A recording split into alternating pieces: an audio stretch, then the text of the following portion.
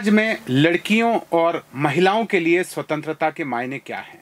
मित्रों, आज की हमारी चर्चा का विषय यही है। नमस्कार, स्वागत है आपका AR ब्रॉडकास्ट के कार्यक्रम हरदा की बात में। आज हम लड़कियों और महिलाओं की स्वतंत्रता विषय पर एक महत्वपूर्ण चर्चा आयोजित कर रहे हैं, जिसमें हम उनके जीवन में स्वतंत्रता के विभिन्न पहलुओं जैसे कि शिक्षा, रोजगार, सामाजिक समानता और निजी स्वतंत्रता को समझेंगे। इस चर्चा में हम वर्तमान सामाजिक व्यवस्था में उनकी स्वतंत्रता की स्थिति, चुनौतियों और समाधानों पर चर्चा करेंगे। इस चर्चा में हम विभिन्न क्षेत्रों में काम कर रही और इस विषय की समझ रखने वाली महिलाओं और लड़कियों से चर्चा करेंगे, जो अपने अनुभव और विचार हमारे साथ साझा करेंगे।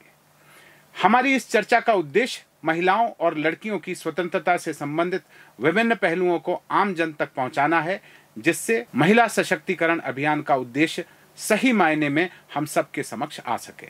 इस विषय पर चर्चा हेतु आज हमने AR ब्रॉडकास्ट के स्टूडियो में आमंत्रित किया है डॉक्टर दीपिका सेठे को, जो कि PM college of excellence, government Swami Vivekananda PG college Harda में होम साइंस विभाग की विभागाध्यक्ष हैं। नमस्कार मैडम, स्वागत है आपका AR ब्रॉडकास्ट के कार्यक्रम हरदा की बात में। नमस्कार खरे सर।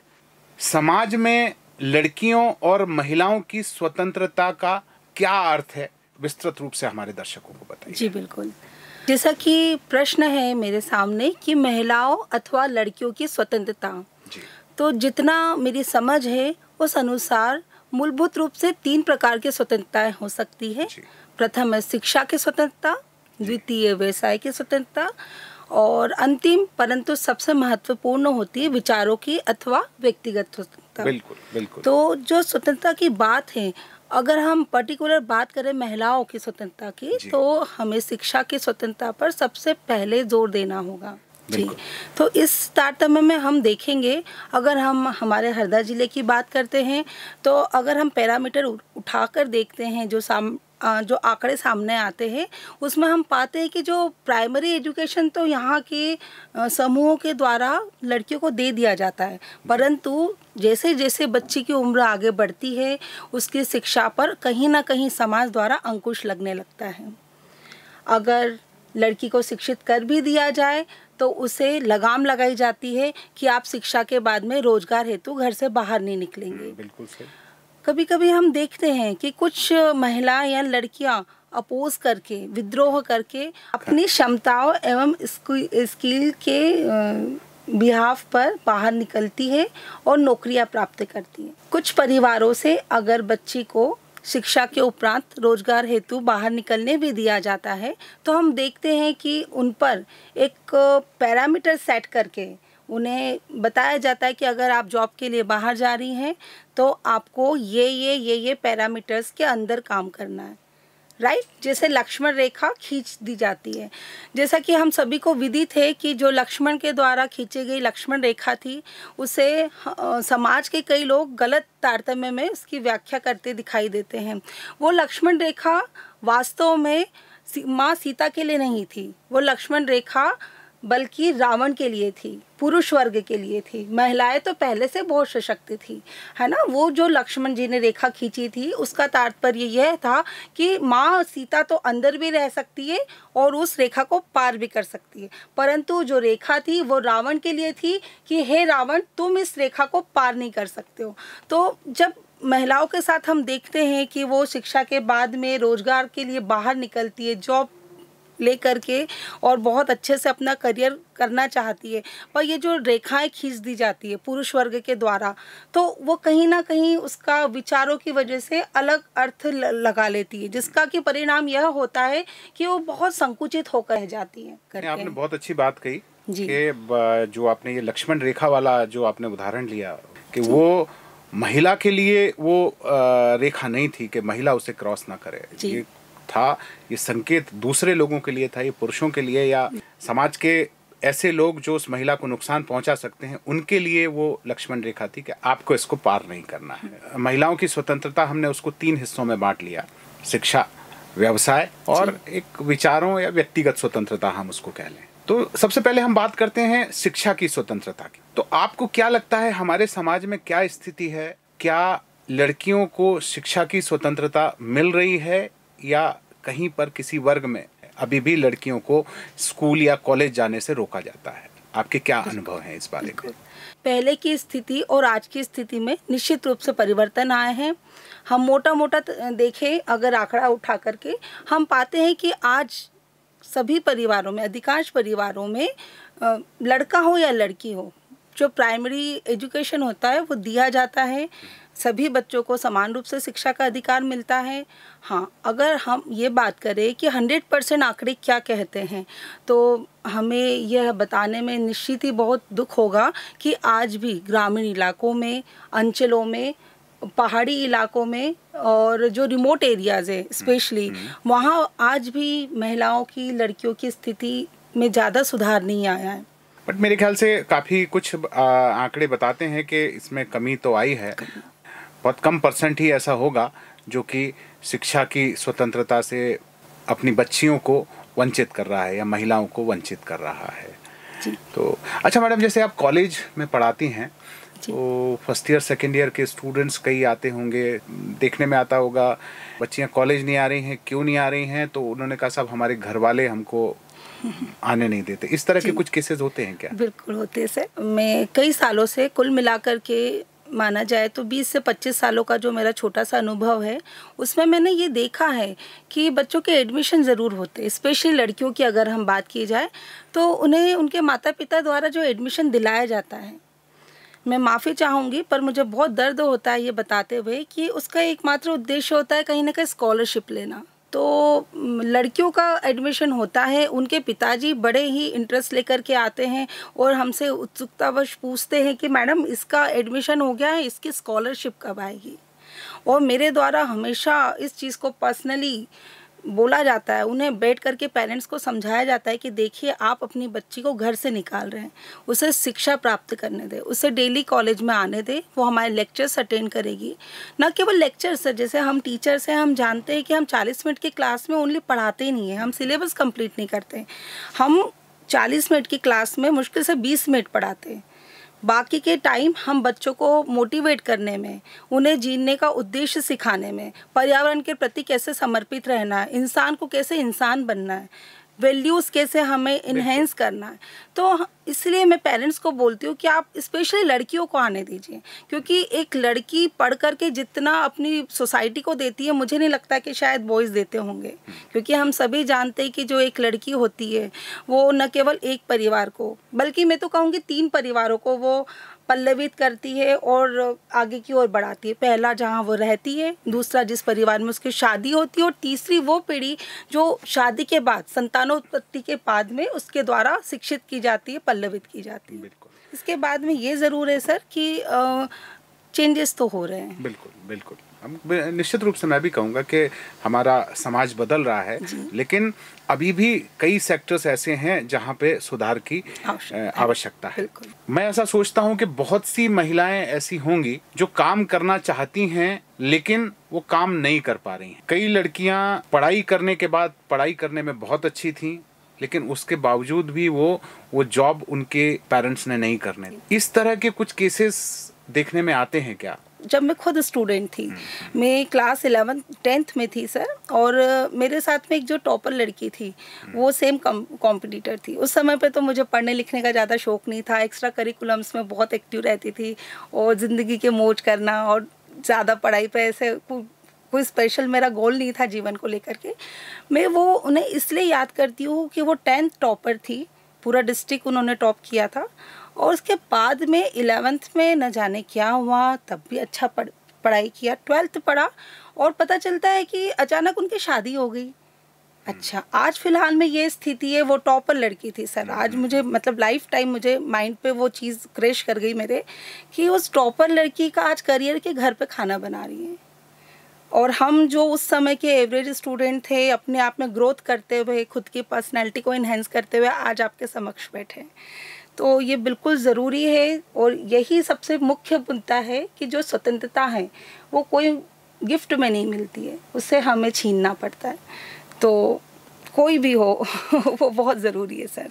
तो इस प्रकार की जो चीज़ें होती है सर, वो बहुत प्रत्यक्ष रूप से असर करती है हमारे व्यक्तित्व को। ऐसे हैं, लेकिन अब मेरे ख्याल से अब इनकी संख्या बहुत कम बची है। ये सर, क्योंकि हमारे बहुत सारी महिलाओं ने ऐसे उदाहरण प्रस्तुत कर दिए, बहुत सारी महिलाएं बहुत ऊंचे पदों पे गई हैं। लोगों ने अपनी बच्चियों को एक, हम कहें ना कि बुढ़ापे का सहारा या परिवार को सपोर्ट करने वाले, तो पहले केवल ये माना जाता था कि लड़के ही परिवार को सपोर्ट करते हैं, लेकिन अब जब उन्होंने देखा कि लड़कियां कई बार लड़कों से ज़्यादा अच्छा परिवार को सपोर्ट करती हैं, तो सारे पेरेंट्स ने अपनी बच्चियों को कहीं ना कहीं, अधिकांश पेरेंट्स ने अपनी बच्चियों को पढ़ाना शुरू कर दिया, उनको काम कराना शुरू कर दिया, उनको जॉब कराना शुरू कर दिया, उनको सरकारी नौकरियों में भेजना शुरू कर दिया।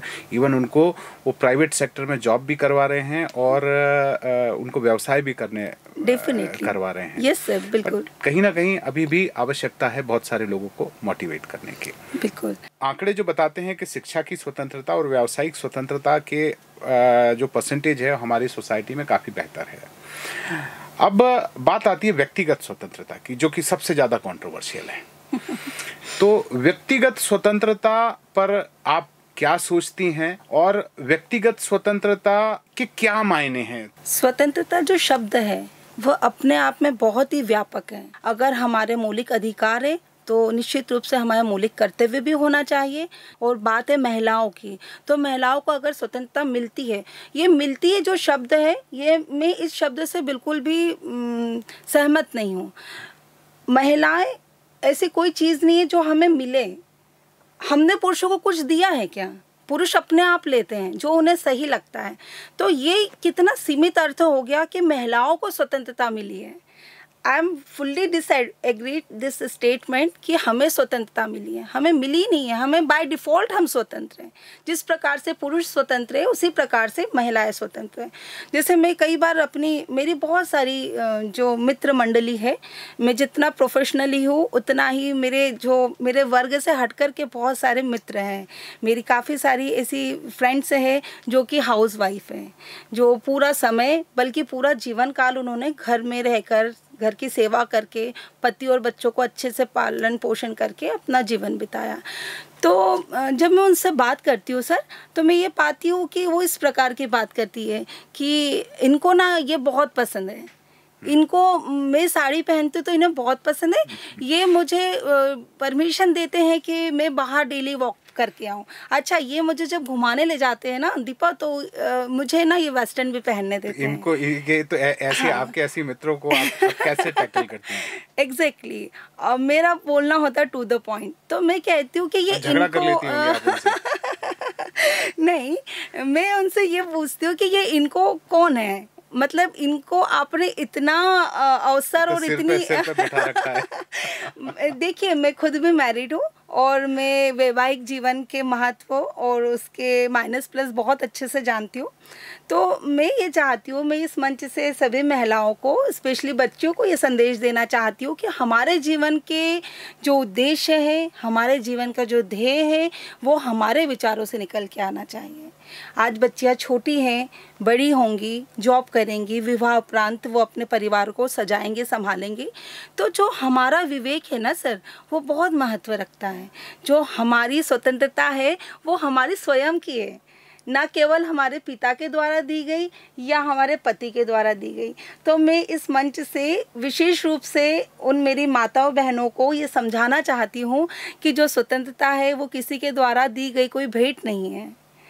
अच्छा, जैसे आपने कहा कि आप अपनी आपकी जो फ्रेंड्स हैं उनको आप टोकती हैं जी। तो कहीं ऐसा कभी हुआ नहीं कि आपकी कुछ फ्रेंड्स ने आपकी मित्रता उनसे टूट गई हो? सर, मित्रता हो या कोई भी रिश्ता हो, अगर वो सत्य पर आधारित नहीं है तो मुझे नहीं लगता कि वो ज्यादा समय टिक सकता है। मतलब टूटी, कुछ लोगों को आपने कमेंट्स किए और तो उस पे कुछ नाराज हो गई आपसे? मैं बिल्कुल बताती हूँ। तो जब मैं उनसे बात करती हूँ तो उन्हें मालूम है कि ये सत्य की बात कर रही है। सर, सबसे ऊपर जो है वो सत्य है। चलिए मैडम, मैं आपको यहाँ थोड़ा सा टोक रहा हूँ। अभी कुछ दिनों पहले एक परिचर्चा हमारे यहाँ आयोजित हुई थी, कुछ सामाजिक जो वर्तमान परिवेश है उसमें तलाक के बढ़ते प्रकरण, उसमें एक चर्चा में एक बात आई थी, कुछ घर के जो बड़े बूढ़े लोग हैं उनको अपनी बहू का पहनावा पसंद नहीं आता, उनका पार्टी कल्चर पसंद नहीं आता, उनकी स्वच्छंदता पसंद नहीं आती, ऐसे हम कह लें। बिल्कुल। तो इस तरह की सिचुएशन में या इस तरह के परिवार के लिए आप क्या सोचती हैं? यहाँ पे लड़की गलत है, उसको परिवर्तित करना चाहिए, या फिर वो जो घर के बड़े बड़े बूढ़े हैं उनको परिवर्तित होना चाहिए? देखिए, सबसे पहले तो हमें ध्यान रखना होगा, जैसे कि मैंने अपने वक्तव्य में बताया, कि हम भारत देश के देशवासी हैं।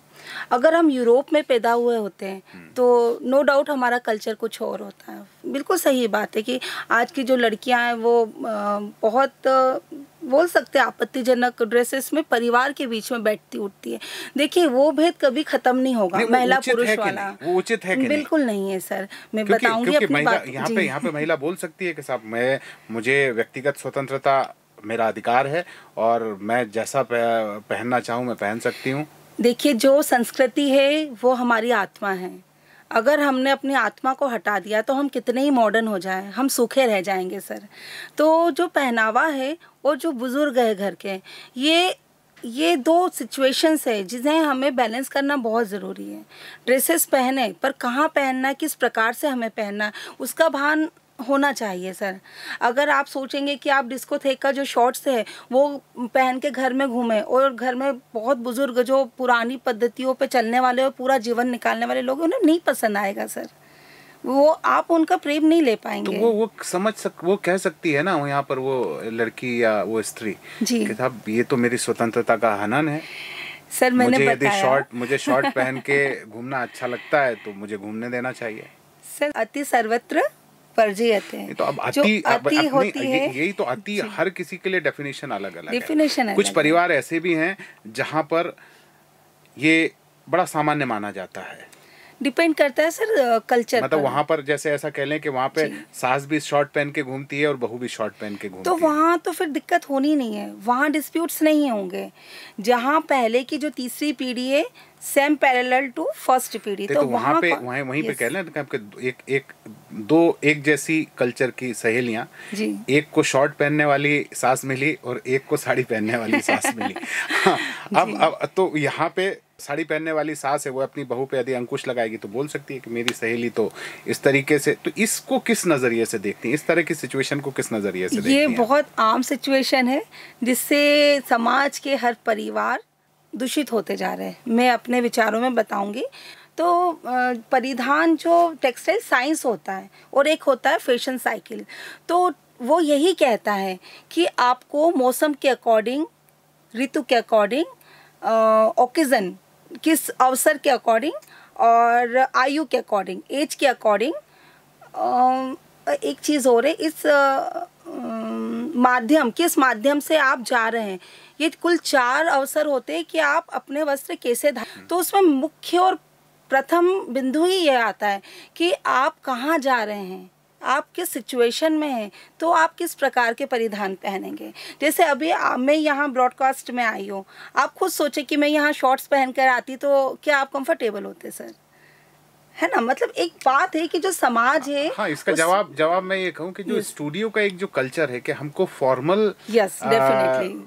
फॉर्मल लुक में हमको यहाँ पे उपस्थित होना चाहिए। ऑफिसेस हैं यहाँ पे, हमको फॉर्मल लुक में हमको जाना चाहिए।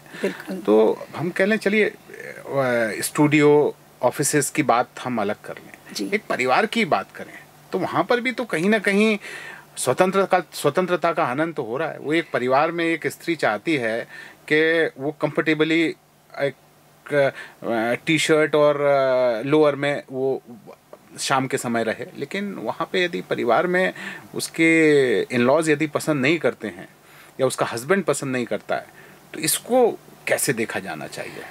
तो इसके 2 पैरामीटर डिसाइड होंगे। पहले कि उसकी स्वतंत्रता भी न छीने, हनन हो, उसके लिए वो बेडरूम में जो चाहे वो वेयर कर सकती है, और जब वो ड्राइंग रूम में आएगी उसका हस्बैंड यदि पसंद नहीं करता हो तो फिर तो सर उसका कोई समाधान नहीं हो सकता, फिर तो लड़ाइयाँ बिल्कुल निश्चित है।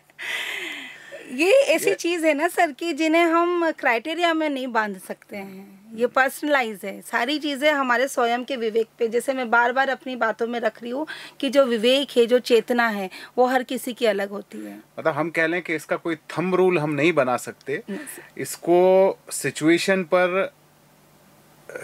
के आधार पे हमको कभी कंप्रोमाइज भी करना पड़ेगा।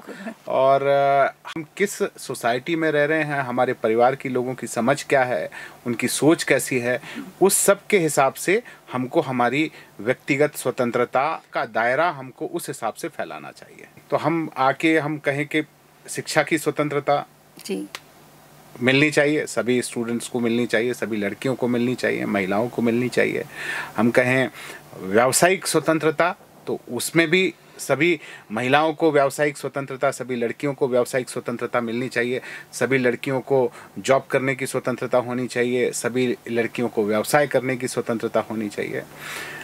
हम जब तीसरी बात पे आते हैं कि व्यक्तिगत स्वतंत्रता, तो व्यक्तिगत स्वतंत्रता हमको ये थोड़ा सा सेंसिटिव मैटर है, और कहें कि वो जो धागे का जो खिंचाव है वो उसको आपको बैलेंस करना पड़ेगा, क्योंकि यदि आपने बहुत ढीला छोड़ा तो आप कहीं ना कहीं फ्रस्ट्रेशन में खुद आ जाओगे, और यदि आपने बहुत ज़्यादा खींचा उसको तो वो धागा टूट जाएगा। तो वहाँ पे आपको आपके विवेक से काम लेना है और तय करना है कि आप जिस सोसाइटी में रह रही हैं उस सोसाइटी की सोच कैसी है, और उसी हिसाब से आपको अपने व्यक्तिगत स्वतंत्रता का दायरा फैलाना चाहिए। जी इसमें कुछ ये चीज़ें भी ऐड की जा सकती है सर, कि जो दायरे आपने बात कही फिर वही घूम करके आ जाएगा कि किसी ने कुछ बना कर दिया, थाली परोस के दी और हमने खा ली। मैं यहाँ प्रिय महिलाओं से ये बात कहना चाहती हूँ और सोसाइटी को ये संदेश देना चाहती हूँ कि हम स्वतंत्र रहे, परंतु अब हमारी मर्यादाएं होती हैं। हमने देखा हमारे वेद पुराणों में, रामायण में, महाभारत में कि ऐसा नहीं है कि पुरुष कुछ भी करे स्वतंत्रता के नाम पर और महिलाओं के लिए स्वतंत्रता के मायने अलग हों। मैं चूँकि जेंडर इक्वलिटी पर बात रखना ज़्यादा पसंद करती हूँ, और हम स्वतंत्रता के मायने अगर पुरुष और महिलाओं में विभाजित न करें, केवल बात स्वतंत्रता की करें, तो चाहे पुरुष वर्ग हो सर या महिला वर्ग हो, हमें एक जो मर्यादा होती है उसमें ही सब काम करने चाहिए। तो हमारी स्वतंत्रता में हमें अजीर्ण नहीं होगा। और मैं देखती हूँ सर कि मेरी खुद की जो फ्रेंड्स है वो कई अच्छे व्यवसाय कर रही हैं। हरदा ज़िले में भी मेरी बहुत अच्छी फ्रेंड्स है जो खुद के दम पर अपना बुटीक है या अपना बिजनेस है या पर्टिकुलर कोई बिजनेस है हस्बैंड का, बट उसमें वो as an manager, as an director का प्रोफेशनली काम कर रही है। मतलब मैं देखती हूँ कि उनको सैलरीड भी होती है, वो ये नहीं कह सकते हैं कि हम लोग फुल्ली हाउस वाइफ है। तो मुझे बहुत फ़ख्र होता है मेरी उन सहेलियों पर, उन दोस्तों पर जो कि व्यवसाय में भी अपने परिवार का एक महत्वपूर्ण भूमिका के रूप में खुद को स्टेब्लिश करती है। और दूसरी चीज़ जैसे आपने बताई कि व्यक्तिगत स्वतंत्रता, तो मैं बार बार यही कहूँगी कि कोई भी हम काम करें पर कोई ऐसे स्वतंत्रता के नाम पर हम काम नहीं करें जिससे हमारा व्यक्तित्व का ही हनन हो जाए। हमें पता है कि बहुत सारे आज के समय में गलत चीज़ें हो रही है स्वतंत्रता के नाम पर। लड़कियां जो न्यू जनरेशन, स्पेशल अगर हम देखें कि जो आज के जनरेशन की लड़कियां हैं वो कहती है क्यों लड़के तो ये सब काम करते हैं। फॉर एग्जांपल सिगरेट पीते हैं, हम स्वतंत्र हैं, हम भी सिगरेट पिएंगे। वो ड्रिंक करते हैं, हम भी ड्रिंक करेंगे। मैं उनसे एक बात कहती हूँ कि पुरुष अगर ड्रिंक कर रहा है, सिगरेट पी रहा है, तो कोई 30 मार्क का काम हो गया, कोई राष्ट्रपति पुरस्कार मिल गया क्या? कोई अच्छा काम है बिल्कुल नहीं, बिल्कुल नहीं, बिल्कुल नहीं। और मैं तो ये जो कंपैरिजन है ना, इस चीज़ को ही गलत मानती हूँ कि आप किसी से कंपेयर क्यों करते हैं कि वो ये कर रहा है तो हम ये करेंगे। आप सेल्फ का एक मोटो स्टेब्लिश करें, खुद को स्थापित करें एक स्तंभ की तरह, कि आप जब कोई काम करें तो लगे कि हाँ ये महिला सशक्त है, ये महिला स्वतंत्र है। जैसे हम अगर इतिहास में देखेंगे कि माँ अहिल्याबाई, उनका नाम आज भी बल्कि सदियों सदियों तक उनका नाम एक सम्मान के साथ लिया जाएगा। क्या वे महिला सशक्त नहीं थी? क्या वे महिला स्वतंत्र नहीं थी? जैसे हम कभी कहते हैं कि बहुत अंकुश था, समाज बहुत संकुचित विचार रखने वाला था, तो वहीं तो माँ अहिल्याबाई पैदा हुई थी। उसी युग में महारानी लक्ष्मीबाई पैदा हुई थी। हम बात करते हैं सेवंतीबाई का, तो कई सारे ऐसे ज्वलंत उदाहरण हैं जो हमारी महिलाओं को न केवल ऊंचा उठाते बल्कि एक सशक्त उदाहरण प्रस्तुत करते समाज में कि इसे कहते हैं स्वतंत्रता। आज की जो स्वतंत्रता है सर, वो सिर्फ फैशन के नाम पर हो रही है। जैसे आपने कहा कि ड्रेसेस छोटी पहने तो स्वतंत्र नहीं। अपने विचारों को संकुचित मत करिए। अपने जीवन का एक मूल्य इतना बहुमूल्य बनाइए कि आपके जीवन पर जीवनियाँ लिखी जाएं। स्वतंत्रता के पहले ज़रूरी है शिक्षा। बिल्कुल। और जब आप शिक्षित होंगे तो स्वतंत्रता के मतलब समझ पाएंगे। तो कहीं ना कहीं ये भी इम्पोर्टेंट है कि आप स्वतंत्रता को समझते क्या हैं, आपके स्वतंत्रता के मायने आपके लिए क्या हैं। स्वतंत्रता का मतलब केवल छोटे कपड़े पहनना या ट्रैवलिंग पे जाना, ये मोटरसाइकिल चलाना, स्वतंत्रता का मतलब ये सब नहीं होता। स्वतंत्रता के पहले कहीं ना कहीं एक शिक्षा भी आवश्यक है। और जब एक शिक्षित व्यक्ति कोई काम करता है, वहाँ पर वो स्वतंत्रता को सही मायने में उसका एक्सपेंशन कर पाएगा। उसका जो स्वतंत्रता का दायरा वो जो फैलाता है वो सही मायने में फैलाता है। उसको इतनी समझ होती है कि मुझे यदि हाथ घुमाना अच्छा लगता है तो मेरे इस हाथ घुमाने से किसी को चोट ना लग जाए। मुझे यदि शॉर्ट पहनना अच्छा लगता है तो कहीं ऐसा ना हो कि मेरे शॉर्ट पहनने से मेरे परिवार के किसी सदस्य को कोई तकलीफ हो। तो ये सब यदि वो व्यक्ति शिक्षित है तो व्यक्तिगत स्वतंत्रता को भी वो सही मायने में वो अपने दायरे में रह के वो स्वतंत्रता को एंजॉय भी करेगा और दूसरों को परेशानी भी नहीं होगी। बिल्कुल। बार बार यही शब्द मैं दोहराऊंगी कि जो स्वतंत्रता है वो केवल एक शब्द मात्र की नहीं है, वो विचारों की एक बहुत बृहद श्रृंखला है। और स्वतंत्रता के पहले, स्वतंत्रता को समझने के पहले अपने आप को शिक्षित करें, अपने आप को स्ट्रॉन्ग करें, अनुभवी बनाएं। उसके बाद खुद आपको समझ में आएगा कि स्वतंत्रता के मायने क्या हैं। तो व्यक्तिगत स्वतंत्रता पर भी हम यदि समझदारी से काम लें तो हम उसको एक सीमित दायरे में और इस तरह से कि हम भी कंफर्टेबल रहें और हमारा परिवार, हमारा समाज, हमारे पड़ोसी भी कंफर्टेबल रहें। तो इस तरह की कोई ना कोई व्यवस्था की जा सकती है, बट शिक्षा बहुत ज़रूरी है। बिल्कुल बिल्कुल। तो मैडम, हमारी चर्चा समाप्त करने के पहले मेरा आपसे आग्रह है कि हमारे दर्शकों के लिए, विशेषकर महिलाओं और लड़कियों के लिए आपका एक संदेश। और बस इस मंच के माध्यम से मैं अंतिम अपने शब्दों के आधार पर न केवल हरदा जिले को अपितु हमारे पूरे समाज को बल्कि पूरे राष्ट्र को ये संदेश पुनः देना चाहती हूँ कि बच्चियों, महिलाओं, घर से निकलो, विद्रोह करो, संघर्ष करो। बिना संघर्ष के, बिना विद्रोह के आप कुछ नहीं पा पाओगे। घर में रह कर के आपकी चमड़ी जरूर गोरी हो सकती है, परंतु बाहर निकल के जो धूल मिलेगी ना, और जो बाहर के जो थपेड़े मिलेंगे, उससे निश्चित रूप से आपके व्यक्तित्व का निर्माण होगा। तो ये जो बात आज हम यहाँ कर रहे हैं, महिलाओं या लड़कियों की स्वतंत्रता, उस पर हमें दोबारा शायद चर्चा न करना पड़े और स्वतंत्रता के मायनों को इतने बृहद रूप में हम उपयोग करें कि हमारे जीवन के ऊपर जीवनियाँ लिखी जाएं। तो आप सभी महिलाओं को मेरी ओर से अग्रिम शुभकामनाएं और अपनी स्वतंत्रता का सही मायने में उपयोग करें और न केवल समाज अपितु राष्ट्र निर्माण में अपने व्यक्तित्व को लगाएं। धन्यवाद सर।